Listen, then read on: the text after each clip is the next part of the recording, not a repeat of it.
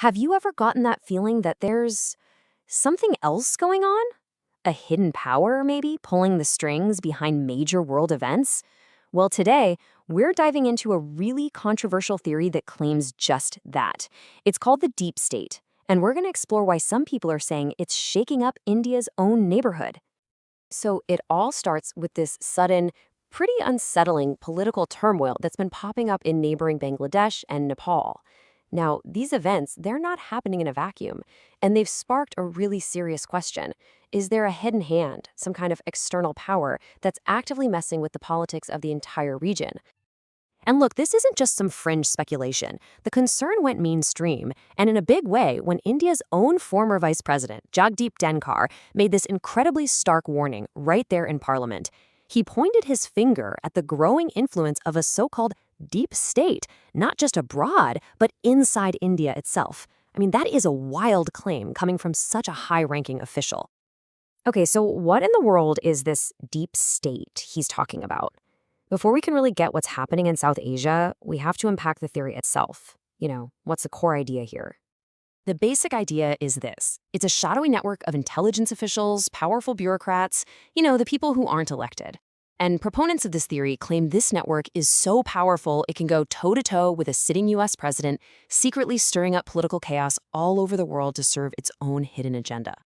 So you're probably wondering, how could a group like this even operate? Well, theorists point to something called a black budget. We're talking billions of dollars completely off the books. No public record, no paper trail. And this money is supposedly used to control everything from the global arms trade to, even what you see on social media. Now, this idea of a secret power structure, it isn't exactly new. It really exploded into the mainstream back in 1964 with a book called The Invisible Government. And it made this bombshell claim that there was basically a second, secret government running America from the shadows. So the book's argument was that two governments exist at the same time. On one hand, you've got the one we all see, the visible one, the one we vote for. But then, operating in the darkness, it claims there's an invisible government, run by these unelected intel agencies like the CIA, that are really the ones calling the shots.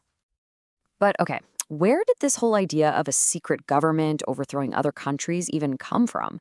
Well, the theory points to a few key events back in the 1950s, which proponents say created the blueprint for everything that came after. It all started with a pattern.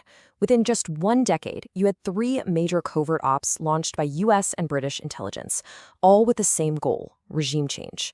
And the targets were Iran, Guatemala, and Cuba. Let's look at the alleged motives, because they're pretty interesting.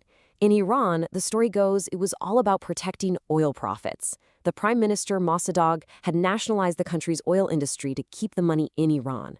Well, that cut off a huge source of cash for a British company and, the UK government itself. Over in Guatemala and Cuba, though, it was a totally different story. The alleged goal there was to crush any government that was leaning even a little bit communist. I mean, this was the height of the Cold War, and the U.S. saw them as a direct Soviet threat right in its own backyard. Proponents of the theory will tell you this isn't just speculation. A really well-known New York Times journalist at the time actually admitted that the press knew what was happening in places like Guatemala, but that info never got into print. It really suggests there was a deliberate effort to keep the public completely in the dark. Now we get to the most explosive claim in this entire theory. It connects the secret power structure to the assassination of President John F. Kennedy. The argument is that after the failed Bay of Pigs invasion, JFK tried to rein in the CIA's power, and for that, he paid the ultimate price. So here's the really crucial part. The theory claims these historical events weren't just one-offs. No, they created a blueprint, a playbook for regime change. And theorists argue that this same playbook is still being used today, just in a much more sophisticated way. And according to the theory, that playbook is remarkably consistent. Step 1, you secretly fund local opposition groups, like NGOs or student movements. Step 2, you use media and propaganda to stir up anti-government feelings. Step 3, you use that anger to spark mass protests. And the final step? You use the chaos to install a new government that's friendly to your interests. Theorists will point to Ukraine in 2014 as a perfect modern example of this. The pro-Russian president was kicked out in what was called the Revolution of Dignity, which happened after these huge Western-supported protests. And what was the result? A new pro-American government took power. And that brings us right back around to where we started. Analysts who believe in this theory, they claim this exact same strategy is now being used to push back against China's growing influence in India's neighborhood. And that, they say, is what's behind all the recent turmoil in Bangladesh and Nepal. And so this whole debate lands right on India's doorstep. The very existence of this alleged playbook forces a really critical question. How are we supposed to look at political dissent and protests inside India today?